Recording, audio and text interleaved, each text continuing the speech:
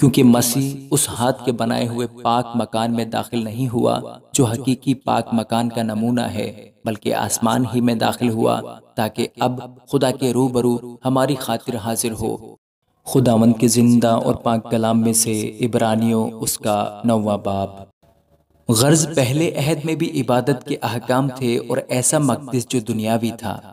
یعنی ایک خیمہ بنایا گیا تھا،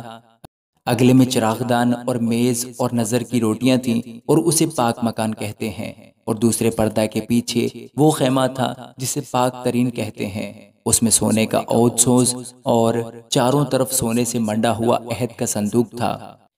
اس میں من سے بھرا ہوا ایک سونے کا مرتبان اور پھولا پھلا ہوا ہارون کا عصا اور عہد کی تختیاں تھیں، اور اس کے اوپر جلال کے کروبی تھے جو کفارہ گاہ پر سایہ کرتے تھے۔ ان باتوں کے مفصل بیان کرنے کا یہ موقع نہیں۔ جب یہ چیزیں اس طرح بن چکیں تو پہلے خیمہ میں تو کاہن ہر وقت داخل ہوتے اور عبادت کا کام انجام دیتے ہیں، مگر دوسرے میں صرف سردار کاہن ہی سال بھر میں ایک بار جاتا ہے، اور بغیر خون کے نہیں جاتا، جسے اپنے واسطے اور امت کی بھول چک کے واسطے گزرانتا ہے۔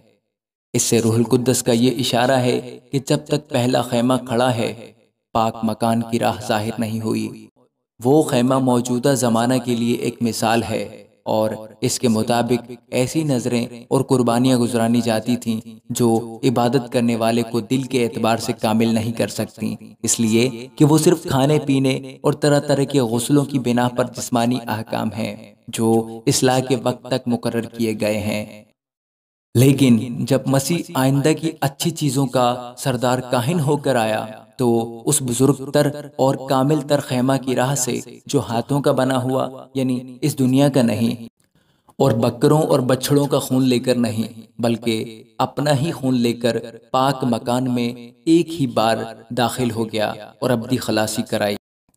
کیونکہ جب بکروں اور بیلوں کے خون اور گائے کی راکھ ناپاکوں پر چھڑکے جانے سے ظاہری پاکیزگی حاصل ہوتی ہے، تو مسیح کا خون جس نے اپنے آپ کو ازلی روح کے وسیلے سے خدا کے سامنے بے عیب قربان کر دیا، تمہارے دلوں کو مردہ کاموں سے کیوں نہ پاک کرے گا، تاکہ زندہ خدا کی عبادت کریں۔ اور اسی سبب سے وہ نئے عہد کا درمیانی ہے، تاکہ اس موت کے وسیلہ سے جو پہلے عہد کے وقت کے قصوروں کی معافی کے لیے ہوئی ہے، بلائے ہوئے لوگ وعدوں کے مطابق ابدی میراث کو حاصل کریں۔ کیونکہ جہاں وصیت ہے وہاں وصیت کرنے والے کی موت بھی ثابت ہونا ضرور ہے، اس لیے کہ وصیت موت کے بعد ہی جاری ہوتی ہے، اور جب تک وصیت کرنے والا زندہ رہتا ہے اس کا اجرا نہیں ہوتا۔ اس لیے پہلا عہد بھی بغیر خون کے نہیں باندھا گیا۔ چنانچہ جب موسیٰ تمام امت کو شریعت کا ہر ایک حکم سنا چکا تو بچھڑوں اور بکروں کا خون لے کر پانی اور لال اون اور زوفا کے ساتھ اس کتاب اور تمام امت پر چھڑک دیا، اور کہا کہ یہ اس عہد کا خون ہے جس کا حکم خدا نے تمہارے لیے دیا ہے۔ اور اسی طرح اس نے خیمہ اور عبادت کی تمام چیزوں پر خون چھڑکا، اور تقریباً سب چیزیں شریعت کے مطابق خون سے پاک کی جاتی ہیں، اور بغیر خون بہائے معافی نہیں ہوتی۔ بس ضرور تھا کہ آسمانی چیزوں کی نقلیں تو ان کے وسیلہ سے پاک کی جائیں، مگر خود آسمانی چیزیں ان سے بہتر قربانیوں کے وسیلہ سے،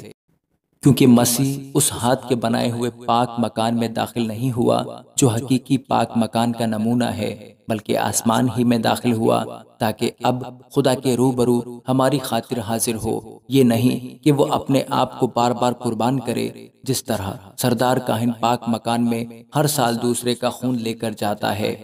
ورنہ بنائے عالم سے لے کر اس کو بار بار دکھ اٹھانا ضرور ہوتا، مگر اب زمانوں کے آخر میں ایک بار ظاہر ہوا تاکہ اپنے آپ کو قربان کرنے سے گناہ کو مٹا دے۔